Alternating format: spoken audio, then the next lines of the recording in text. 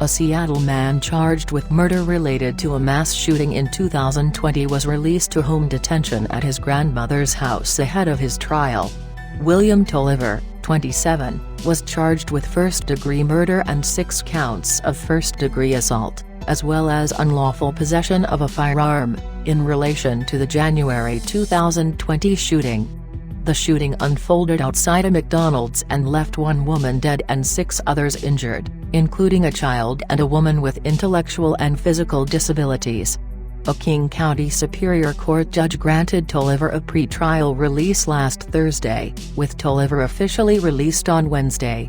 His trial begins March 13, and he will be required to wear an ankle monitor while living at his grandmother's home. 2 other men, Marquise Tolbert and Jamal Jackson, were also charged in connection to the 2020 shooting. Tolbert was found not guilty of first-degree murder and 6 counts of first-degree assault in September after his attorneys argued that he was acting in self-defense and that Jackson was the primary aggressor, according to the Seattle Times.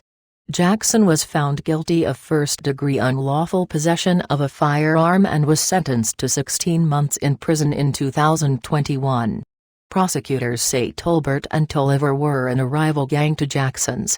The King County Prosecuting Attorney's Office argued against Tolliver's home detention, citing that he had run from police before and that he was under Department of Corrections supervision at the time of the shooting, KOMO News reported. When you have somebody who has a history of not following court orders, has a half-dozen domestic violence offenses, no matter who the defendant is, that's a concern, Casey McNerthany with the King County Prosecuting Attorney's Office said in a statement about Tolliver's release, according to the outlet. Tolliver had previously been arrested 44 times, convicted of 1 felony, 18 gross misdemeanors and 1 misdemeanor, King 5 reported in 2020. Following the shooting, Tolliver and Tolbert fled to Las Vegas where they were arrested just days later. If you are charged with murder in the first degree, and 6 counts of assault in the first degree, and have shot victims at random, you absolutely should be held reasonably in jail, and that's what we argued for, McNerthany added in arguing against Tolliver's release.